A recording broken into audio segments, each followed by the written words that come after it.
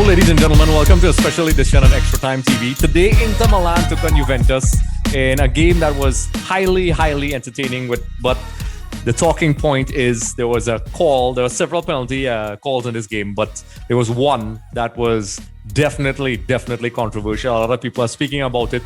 So today we have with us to clear things up Mr. Michael Ragoonath, who's an official refereeing instructor. This guy's had experience all over the world, particularly for me, which I noticed his wonderful work was, one of the tournaments was the FIFA 2002 World Cup. So, we have somebody who could take the emotion out of it and explain what's taking place. So how are you today, Michael? Andre, it's a pleasure being here with you once again. It's been a while, but it's really a pleasure to join you again to share some refereeing experiences. All right, so we're going to head straight into it, Michael, and you can explain to us why you think this was not a penalty. Well, I looked at the clip. The moment you called me and sent the information to me, Andre, I went and looked on YouTube and got the highlights of the match and looked at the clip. And clearly you could have seen that this should go down as an error by the referee. Because of the fact that the defender in blue had position on the field of play, because every player is entitled to his position on the field of play. He had already established his position on the field. The attacker, he played the ball and his trailing foot made contact with the Inter Milan player and he tripped over. Therefore, he did not commit an offense. The offense was no offense, which should not have been punished by the referee. Yes. And when we look further, the referee's position in this particular play was very far. He was to the top of the D, as we would call it in football terms, which is the penalty arc. And this play took place to the right, to the edge of the penalty area, closer to the assistant referee on the touchline. So therefore, assistance could have been given to the referee by the assistant referee also, who was closer to the play and would have clearly seen that there was no offense committed by the defender in terms of challenging for the ball. The defender never challenged for the ball. He went and took up a position. Right? Also, even though the referee may have stopped play and awarded a penalty, this game had VAR in it, the video assistant referee. And therefore, the video assistant referee could have also interjected to the referee and say, have a look. I don't believe you got this. Check it. Right? And the referee could have gone to the monitor, have a second look, and then decide whether to continue with the penalty or change our decision. Right? So, but in my opinion, based on all the facts that I saw and based on the laws of the game, no offense was committed, and therefore the penalty was an error by the referee. That's my take on it. So just to add to that, so do you think, what about the non-use of VAR in this particular case? VAR? Very good. All means we want to get it right, and if it means consulting with VAR this time, then we should do that because it's a penalty, and VAR should have told the referee, have a look. Yeah. Right?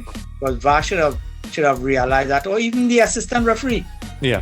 Should have said no foul, because we have the communication device. Yeah. And instructions given, as I said before, the instructions given to the assistant referee. When there is no offside to zoom in on at the moment, you change your mindset to now look for infringements. As if you are a referee when you are in a better position. And that was clearly in the view of the assistant referee. Clear in the view of the assistant referee. And he also should have used the communication device and said, no foul. Right? Yeah. And well, you made an interesting observation about the positioning of the referee. Yes. I know you said in that particular phase of play, he was, I guess, theoretically in the right place, but he should have been a little bit closer, according to you. He's in the right place for the next phase of play. Okay. Where he is there, if the ball comes across into the penalty area, he will be in a good position. Mm-hmm. However, it is not recommended to be in that straight line directly. If you watch my board here, Mm-hmm. you see this line here now? Oh, yeah. You don't want to be in the straight by the penalty area here. See the penalty area here? Mm-hmm. You don't want to be, he was here, right? Mm-hmm. The play come from on the other side. If he had been on this side, this is where he should have been, right? He should have been more to his right, Mm-hmm. and possibly he may have had a better view and closer to the play. He's more than 20 yards away, which is not the recommended distance to be from the play. The present recommended distance from play is 8 to 12 yards, and he's about 20 yards when you look at the video. Yeah. Right? And immediately as there was a touch, you saw this immediate, there was no thought process in it. Right? He didn't.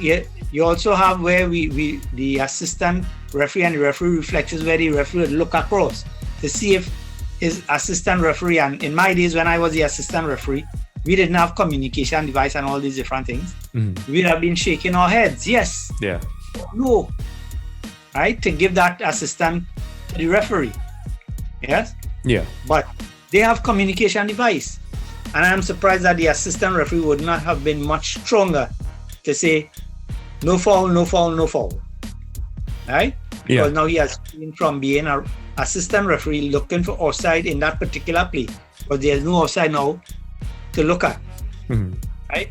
To judge. There's no offside to judge at this moment until the ball probably cross into the penalty area. Yeah. Right?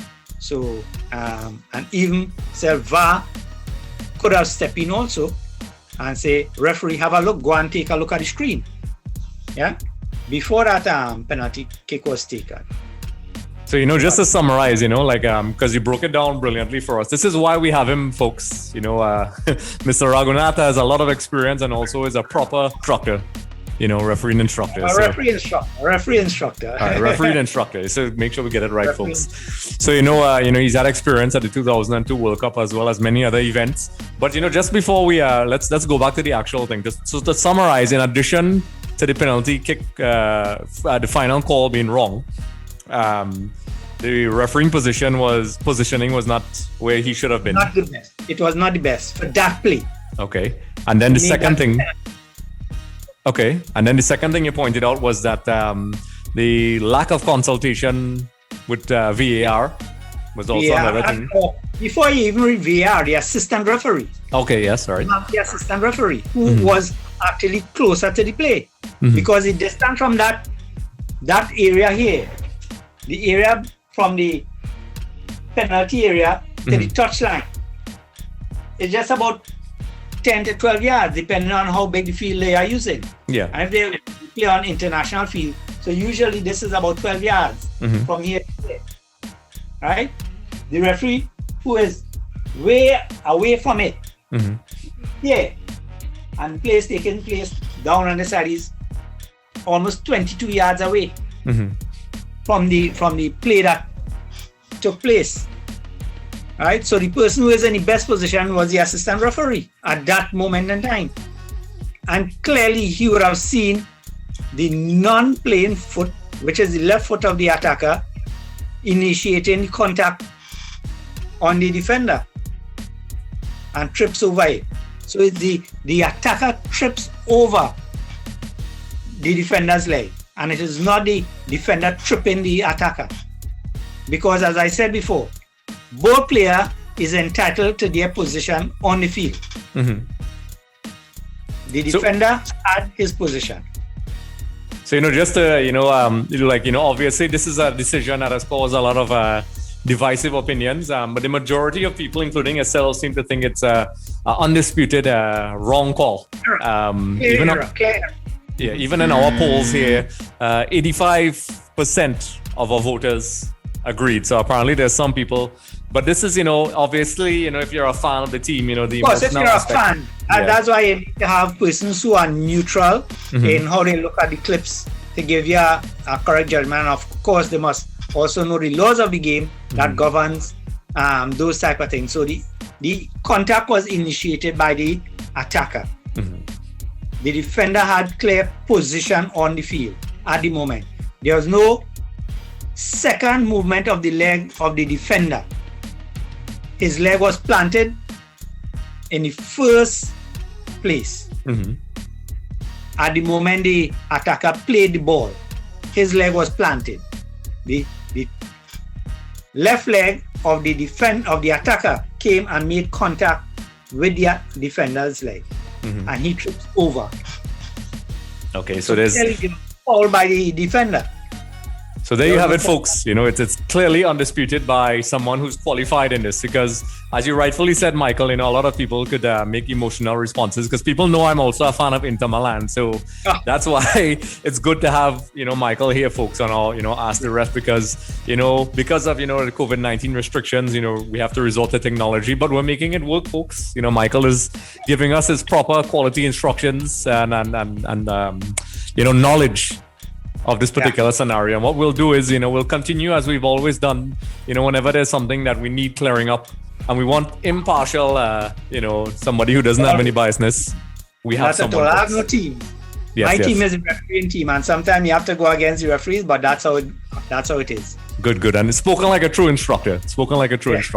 So folks, we saw in our Twitter polls, 85% of you all agreed that it was an incorrect call. And then we also got a well-constructed breakdown of why it was not a foul. And, I could never even get close to describing it the way Michael did. So listen, Michael, it's a huge pleasure to have your expertise on the show. It's, having your opinions gives a lot of validity to when we discuss these things. Thanks, Andre. Always a pleasure. Okay, Anytime, no problem. just open me up. Just a reminder, everyone, for more episodes with Shaka Hislop, be sure to head over to our YouTube channel. Also, don't forget to subscribe for more updates, interviews, and content.